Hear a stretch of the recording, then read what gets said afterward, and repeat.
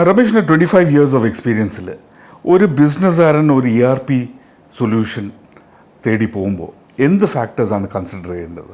Actually that's A good question. കാരണം ഒരുപാട് factors ഉണ്ട്. ഒന്നോ രണ്ടോ നമുക്ക് ഒഴിവാക്കാൻ പറ്റില്ല. ഒരു ERP എന്ന് പറഞ്ഞ് സെലക്ട് ചെയ്യുമ്പോൾ ഫസ്റ്റ് ഓഫ് ഓൾ നിങ്ങൾക്ക് ഒരു അക്കൗണ്ടിങ് സോഫ്റ്റ്വെയർ ആണോ ഒരു ERP ആണോ? പലർക്കും അക്കൗണ്ടിങ് ERP എന്താണെന്ന് പോലും തിരിച്ചറിയില്ല. ഞാനൊരു ബിസിനസ് പ്രോസസ്സിന് എപ്പോഴും ഉപയോഗിക്കേണ്ടത് ERP ആണ്. അങ്ങനെ വരുമ്പോൾ ഒരു ERP സോഫ്റ്റ്വെയർ സെലക്ട് ചെയ്യുമ്പോൾ ഫസ്റ്റ് തിങ് നമ്മൾ എടുക്കാൻ ഉദ്ദേശിക്കുന്ന ആൾക്കാരുടെ ആ ഡൊമൈനകത്തുള്ളൊരു നോളജ് X or Y അവർക്ക് എത്ര കാലമായി അതിനകത്തൊരു നോളജ് ഉണ്ട്.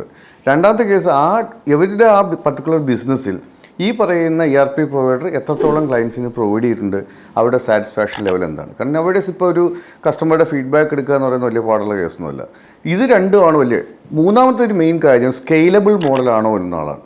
കാരണം ചിലപ്പോൾ എനിക്കിപ്പോൾ ചിലപ്പോൾ ഒരു കട ഉണ്ടാവുള്ളൂ, അല്ലെങ്കിൽ ഒരു ഗോഡൗണേ ഉണ്ടാവുള്ളൂ. ഭാവിയിൽ അത് എക്സ്പാൻഡ് ചെയ്യാൻ എനിക്കൊരു ഐഡിയ ഉണ്ടെങ്കിൽ ഒരു സ്കെയിലബിൾ ERP അല്ല എടുക്കുന്നതെങ്കിൽ ഭാവിയിൽ ആ സമയത്ത് സ്കെയിലപ്പ് ചെയ്യുന്ന സമയത്ത് നിങ്ങൾക്ക് ഒരു ERP ചേഞ്ച് എന്ന് പറഞ്ഞാൽ ഈസി ആയിരിക്കില്ല. അപ്പോൾ technology scalable, service compatibility, domain knowledge, ഇത് മൂന്നിൻ്റെ ഒരു കമ്പാനിയനാണ് ആക്ച്വലി ഒരു ERP സെലക്ട് ചെയ്യാന്ന് പറയുന്നത്. അവിടെ ഇപ്പോൾ മാർക്കറ്റിൽ ഒരുപാട് ERPs ഉണ്ട്. അതിപ്പോൾ ഒരു പർട്ടിക്കുലർ കമ്പനി ഞാൻ പറ്റില്ല. അപ്പോൾ ഏതൊരു കമ്പനി ചൂസ് ചെയ്യും ഈ മൂന്ന് ഫാക്ടേഴ്സ് അവർ കൃത്യമായി ഫോളോ ചെയ്ത് കഴിഞ്ഞാൽ എനിക്ക് തോന്നുന്നത് ERP ചൂസ് ചെയ്യുന്നത് വലിയ പാടായിരിക്കില്ല എന്നുള്ളതാണ്. അതെ, right decision is what is important. കാരണം ഇപ്പോഴുള്ള മാർക്കറ്റിലുള്ള പല ടോപ്പ് മോഡൽസ് ഈ scalability is a challenge. Scalable എന്ന് പറഞ്ഞാൽ വലിയൊരു ഫാക്ടറാണ്. കാരണം ചിലപ്പോൾ ഇപ്പോൾ കിട്ടുന്ന ചില പ്രൊഡക്ട്സുകൾ കോസ്റ്റ് വൈസ് കുറവായിരിക്കും, പക്ഷേ നെക്സ്റ്റ് ലെവലിലേക്ക് മൂവ് ചെയ്യുമ്പോൾ സ്കെയിലബിലിറ്റി എന്ന് പറഞ്ഞാൽ വലിയ പ്രശ്നമാണ്. ഇപ്പോൾ നമ്മൾ ഒരു ഓവർ പീരീഡ് ആയിരിക്കും ഒരു ERP റെഡിയായി വരിക.